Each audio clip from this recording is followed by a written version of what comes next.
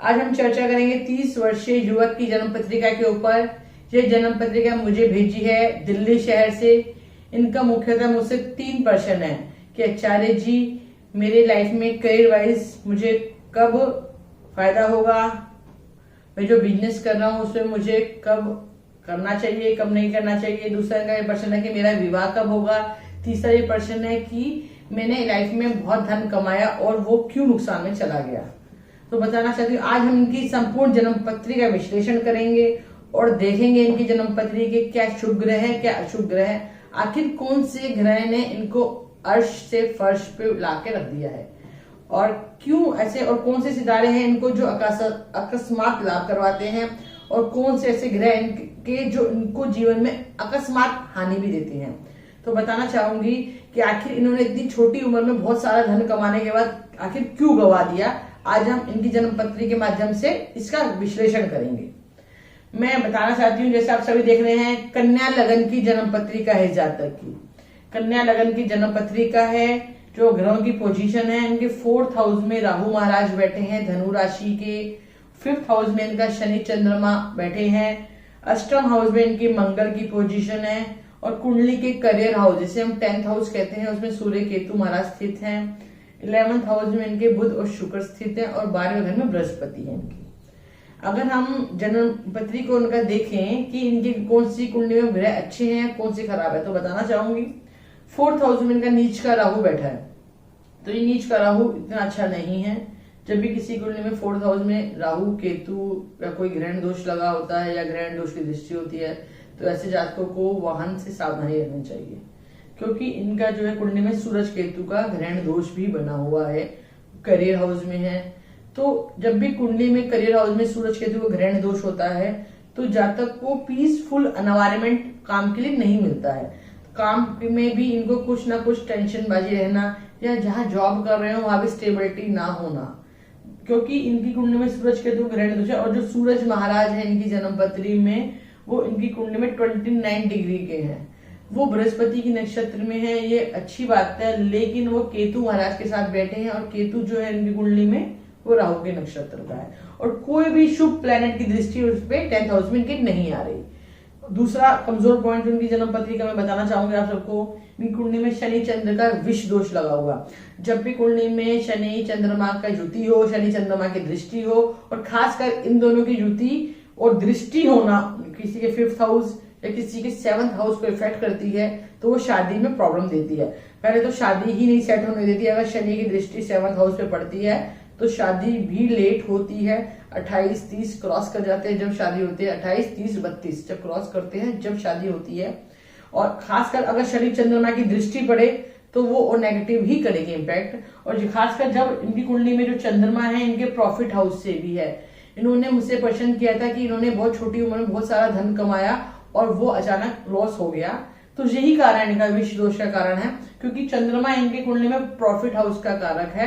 Profit house का कारक होकर शनि के साथ स्थित है। शनि जन्म पत्नी में इनकी कुंडली में 5th और 6th लॉर्ड तो है, लेकिन कन्या लगन के लिए ना तो शनि इतना स्ट्रॉन्ग माना जाता है, ना इतना मंगल अच्छा माना जाता है, क्योंकि इनकी 6th और 8th इनके साइन होते हैं, राशि के भावों में साइन होते हैं। इनकी कुंडली में शनि का जब भी संबंध इनके, क्योंकि शनि जो है इनके 5th हाउस में बैठा है, बुध इनके करियर का है और 10th हाउस में बैठा है। ध्यान से सुनिए मेरी इस बात को, जो बुध है वो करियर का है। बुध करियर का होके इनके 10th हाउस का स्वामी होके 11th में बैठा है। तो कहीं ना कहीं जो जन्म पत्री में अगर हम देखें कि जो सारी डायरेक्शन किस डायरेक्शन में जा रही है इनकी हॉरोस्कोप, पॉजिटिव या नेगेटिव, तो बताना चाहूंगी इनकी जन्म पत्री में शुक्र बुध का लक्ष्मी नारायण योग है। ऐसा योग जिसकी भी जन्म पत्री में होता है, ऐसे जातक को कभी भी आर्थिक तंगी का सामना नहीं करना पड़ता। उनके कार्य अगर उनको अगर उनकी कोई प्लानिंग चल रही है, उनको धन की कमी महसूस होती है, तो उनका अरेंजमेंट हो जाता है भगवान की कृपा से। शुक्र बुध का लक्ष्मी नारायण योग है, लेकिन शुक्र बुध का लक्ष्मी नारायण योग भी शनि की दृष्टि से कमजोर हो गया, क्योंकि शनि का जो संबंध है 10th लॉर्ड से भी आ रहा है, इनकी जन्म पत्री में धन से भी आ रहा है, उनकी कुंडली में भाग्य से। जो बुध महाराज हैं वो क्या है इनकी जन्म पत्री में लग्नेश और दशमेश बुध हैं, जो 11th में बैठे हैं। और शुक्र महाराज जो भाग्येश है और धन के मालिक है, धनेश है। जब शनि भाग्येश और कर्म पे ही शनि का दृष्टि हो जाए तो ऐसे जातक को अपने भाग्य का पूर्ण साथ नहीं मिल पाता है।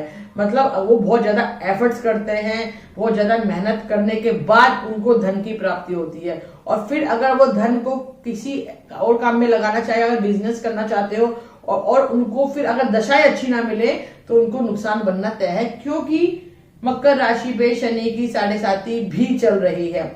अगर शनि की 7.5 भी चल रही है आपको और शनि की ही दशा आ जाती है आपके जीवन में, तो आपको वो नुकसान ही करेगी। शनि की दशा आ जाए, चंद्रमा की दशा आ जाए अगर 7.5 में, तो वो आपको नुकसान करेगी, लाभ नहीं होने देगी। खासकर इनकी जन्म पत्री में अगर मैं ओवरऑल अगर देखूं तो इनकी जो एनर्जी है जन्म पत्री में, ग्रहों की स्ट्रेंथ है, वो सारी जो है इनकी कुंडली में शनि से जुड़ी हुई है। धन का कनेक्शन इनके आ रहा है कुंडली में शनि से, इनका भाग्य का कनेक्शन आ रहा है शनि से, इनका कर्म का कनेक्शन आ रहा है शनि से।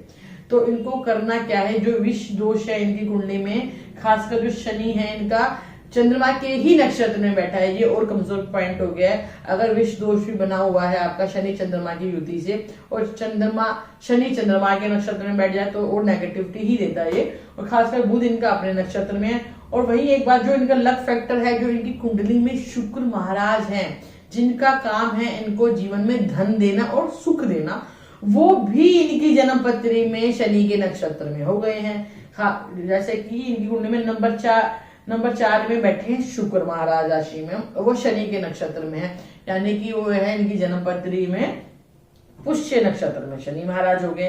तो ये कहीं ना कहीं घूम फिर के जन्म पत्री में फिर शनि का संबंध धन से आ रहा है, शनि का संबंध इनके भाग्य से आ रहा है, शनि का संबंध इनके प्रॉफिट हाउस से आ रहा है, शनि का संबंध इनके कोर्ट कचहरी से आ रहा है, शनि का संबंध इनके धन से आ रहा है, शनि का संबंध इनकी हेल्थ से आ रहा है। तो ले देकर इनका शनि महाराज का बहुत बड़ा रोल है इनके जीवन में, इनको डिले करने का या इनके जीवन में कार्य को बड़ी धीमी गति से होने का। तो बताना चाहूंगी इनको क्या करना है। और खासकर अष्टम हाउस में इनका मंगल स्थित है, वो भी सूर्य के नक्षत्र में है, और जो सूरज है इनकी जन्म पत्री में और 10th हाउस में ग्रहण दोष में आ रहा है। तो कहीं ना कहीं जो भी कुंडली में नेगेटिविटी, चाहे वो ग्रहण दोष की कह दो या इनके विष दोष की कह दो, वो कहीं ना कहीं एक दूसरे को इफेक्ट कर रही हैं ग्रहों को भी, क्योंकि इनडायरेक्ट वे में भी ये कहीं ना कहीं एक दूसरे के नक्षत्र में बैठे हैं, जो इतनी शुभता नहीं दे रहे हैं। जैसा कि ये जातक अच्छे एडवाइस देते हैं, अच्छे एडवाइजर कंपनी में है, फाइनेंस एडवाइजर हैं ये, तो इनका ये पर्सन है कि मुझे लाइफ में कौन से समय मुझे बहुत बड़ा काम करना चाहिए या मेरा राजयोग कब आएगा, तो मुझे उसी हिसाब से आप बताइए। तो बताना चाहूंगी अभी वर्तमान में इनके ग्रहों की दुर्दशा चल रही है, राहु में बुध की चल रही है, और बुध महाराज इनके 2022 तक रहेंगे, क्योंकि बुध भी इनकी कुंडली में कहीं ना कहीं शनि से कनेक्ट है, चंद्रमा से कनेक्ट है। दूसरा इनकी फिर केतु की दशा आएगी 2023 तक रहेगी, फिर इनकी शनि की महादशा आएगी जो इनकी 2023 के बाद आएगी, जो 2026 तक रहेगी। तो इनको जो भी अगर आपको कुछ लाइफ में कुछ आपको इन्वेस्टमेंट करनी है, जो बड़े स्तर पे करना चाहते हैं या किसी चीज का आपको लाभ लेना है, तो आपको 2023 से 26 का पीरियड आपका बनता है। लेकिन ध्यान रखिए शनि महाराज को बिल्कुल मत भूलना, क्योंकि शनि आपकी लाइफ में बहुत बड़े खेल खेल रहे हैं।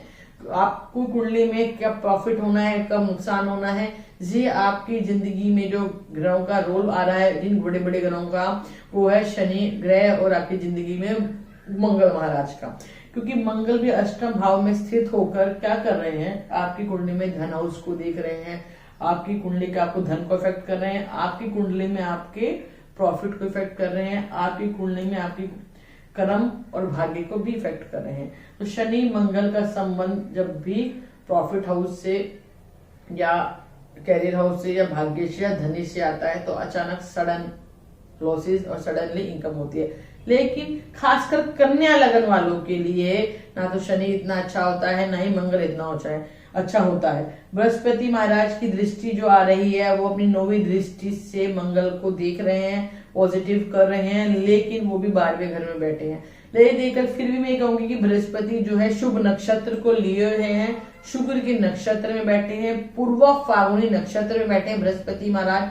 जो इनकी जन्मपत्री में शुक्र महाराज का जो रोल है धन से है, इनकी जन्मपत्री में रोल है भाग्य से। तो बृहस्पति महाराज राहु को भी पॉजिटिव कर रहे हैं, वो मंगल को भी पॉजिटिव कर रहे हैं। लेकिन अगर बृहस्पति की दृष्टि करियर हाउस पे या प्रॉफिट हाउस पे या शनि पे होती तो वो ज्यादा अच्छा होता बजाय इस सिचुएशन के। लेकिन हाँ, ये भी कुंडली में कहीं ना कहीं नेगेटिविटी को कम कर रहे हैं, लेकिन ओवरऑल अगर वो ना तो ग्रहण दोष को कम कर रहे हैं ना ही कुंडली में शुक्र और बुध से बृहस्पति का कोई कनेक्शन आ रहा है। नक्षत्र कनेक्शन आ रहा है लेकिन वैसे कनेक्शन नहीं आ रहा। तो इनको करना क्या है, इनको जीवन में बहुत सोच समझ कर निर्णय लेना है कि इनको कब क्या करना चाहिए। अचानक कुछ भी मत कीजिए, अपने ग्रह नक्षत्रों को देखकर ही आप कोई बड़ा डिसीजन लीजिए, तब आपको जाके लाभ होगा। क्योंकि अभी आपकी राहु की दशा है, बीच में आपको पीरियड आएगा शुक्र महाराज का, लेकिन उसके बाद फिर आपकी जो दशा आएगी वो ग्रहण दोष की दशा आएगी सूरज की, फिर आपकी चंद्रमा की दशा आएगी जो शनि से कनेक्शन है, विष दोष में कनेक्शन है, फिर मंगल की दशा आएगी जो आपकी बृहस्पति की दृष्टि है। ठीक है, वो फिर भी मैं कहूँ कुछ हद तक ठीक हो सकती है, लेकिन सूरज जो चंद्रमा की तो ऐसा नहीं लग रहा मुझे बेटर है। हाँ, बृहस्पति की जो दशा बदलेगी, महादशा पूरी बदलेगी, वो लाइफ में बहुत बड़े अच्छे परिवर्तन लाएगी, लेकिन अभी आपको सोच समझ कर प्लानिंग करनी है अपने जीवन में। आपको कोई बिजनेस में पैसा अपना नहीं लगाना है, आपको पैसा जो कमाना है, अर्न करना है, अपने एडवाइस से करना है। आपको अपना कमीशन बेसिस ही काम करते रहिए तो आपको लाभ होगा। आपको अभी कोई बहुत बड़ा काम नहीं करना है, मेरी बात को ध्यान से सुनिए। अभी आपको कोई बहुत बड़ा काम नहीं करना चाहिए क्योंकि ग्रह अभी अनुकूल आपके नहीं लग रहे हैं मुझे। आपको क्या करना है, जैसे भी अगर मैं आपका D10 चार्ट भी देखूं, जो एक हम D9 चार्ट में हम देखते हैं ग्रहों की स्ट्रेंथ क्या कहती है कि आपके अगर जन्म पत्री में कोई राजयोग बन रहा है और D10 चार्ट में वो आपके दोष में आ रहा है तो आपको इतना लाभ नहीं मिलेगा। क्योंकि अगर D9 चार्ट में हम देखते हैं नवमांश में भी, तो वहां भी आपकी जो राहु सूरज का जो ग्रहण दोष बना हुआ वो रिपीट हो रहा है और मंगल केतु का जो अंगारक दोष है वो भी बना हुआ है। D1 चार्ट के जो मंगल हैं वो आपकी हेल्थ से जुड़े हैं, आपकी आयु से जुड़े हैं, आपकी गुप्त चीजों से जुड़े हैं, तो वो भी मंगल केतु जो D9 चार्ट में है वो नेगेटिव हो गए, अंगारक दोष बना रहे हैं। और राहु सूरज का जो ग्रहण दोष जो आपके D1 चार्ट में बेस्ड है वो भी आपका प्रबल नेगेटिव हो गया, क्योंकि वो वर्गोत्तम हो गया। उस चीज को, अगर कोई चीज खराब है और उसका वैसा ही चार्ट दूसरे चार्ट में भी इफेक्ट आ रहा है तो वो नेगेटिविटी बढ़ जाती है। तो आपको करना क्या है, सूरज जी को जल दीजिए, उसमें थोड़ा रोली डाल के दीजिए, थोड़ा उसमें शक्कर डालिए, थोड़ा मीठा अवश्य डाल के दीजिए और आपको गायत्री मंत्र का उच्चारण करते हुए सूरज जी को जल देना है।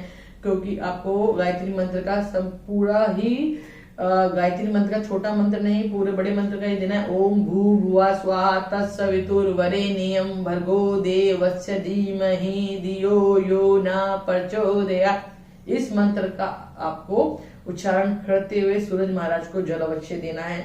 सूर्य आदित्य सूत्र का पाठ करते रहिए, शनि देव के मंदिर जाइए, सूर्यास्त के बाद वहां पे दीपक जलाइए, पीपल के पेड़ पर भी एक सरसों के तेल का दीपक अवश्य लगाइए। और आपको क्या करना है, आपको हनुमान जी के हनुमान चालीसा का पाठ कीजिए, कम से कम 7 बार कीजिए। अगर आप सुंदरकांड पढ़ सकते हैं मंगल और शनिवार को तो बहुत अच्छा रहेगा। खासकर आपको मंगल और शनिवार को सुंदरकांड तो अवश्य करते रहिए।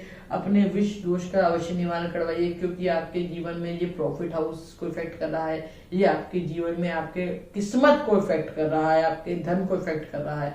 बहुत धन कमाना हर आदमी की इच्छा होती है, लेकिन उस धन को बचाए रखना भी बहुत बड़े, उस धन को सही दिशा में यूज करने के लिए भी बहुत बड़े धन योग की जरूरत पड़ती है। तो आपको अपने धन योग जो आपकी शनि की दृष्टि से कमजोर हो गए हैं उसको क्या करना है, आपको बढ़ाना है, पॉजिटिविटी मिलाना है अपने घरों को। क्योंकि ये जो विष दोष है ये कहीं ना कहीं आपकी लाइफ में आपकी शादी को भी इफेक्ट करेगा, आपके प्रॉफिट हाउस को भी फ्लक्चुएट करेगा, आपकी किस्मत को भी रोकेगा, आपके कर्म में भी आपको मेहनत ज्यादा देगा, लाभ कम होने देगा। और जो ग्रहण दोष है वो आपके एनवायरमेंट में, आपको कार्यस्थल में स्थिरता नहीं होने देगा। क्योंकि अभी आपकी दशा अच्छी चल रही है, इस वजह से थोड़ी स्थिरता होगी, लेकिन ये सूरज केतु का जो ग्रहण दोष है ये जो जिस हाउस में बना है, आपका house of property, house of vehicle और करियर हाउस, तो इस सब को इफेक्ट करेगा। तो करियर को भी इफेक्ट करेगा, हाउस ऑफ प्रॉपर्टी को भी करेगा, आपके जीवन में हाउस ऑफ व्हीकल को भी करेगा। अपने नाम पे कभी व्हीकल मत खरीदेगा, हो सके तो जब आपका समय ढीला चल रहा हो तो वाहन से सावधानी रखिएगा।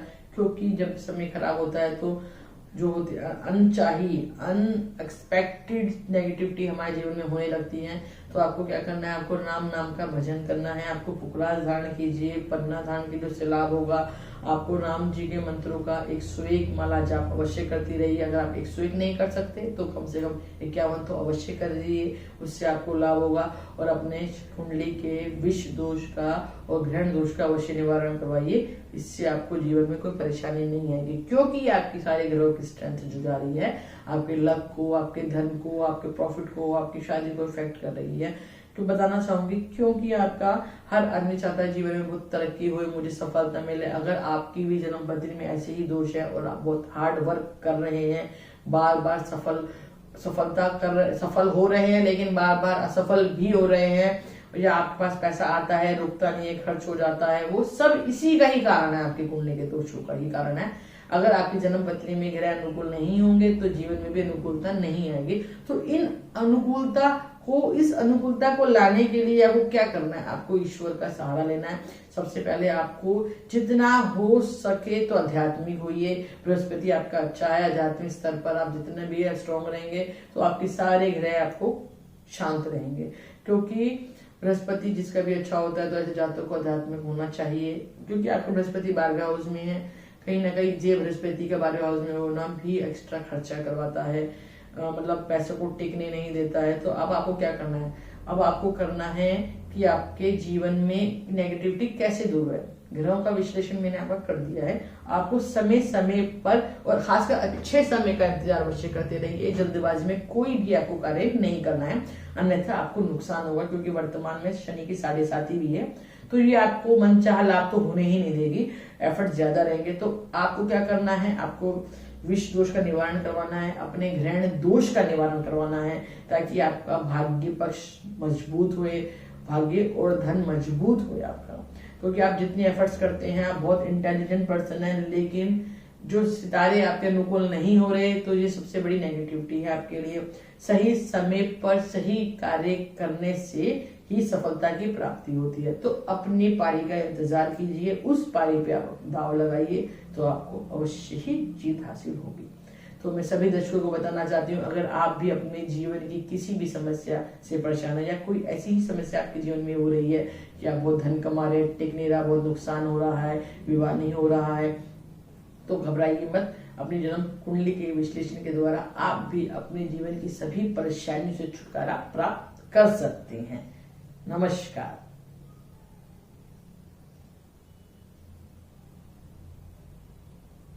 अगर आप भी अपने जीवन की किसी भी समस्या से हैं परेशान, तो मत होइए निराश, मैं करूंगी आपकी सभी समस्याओं का समाधान।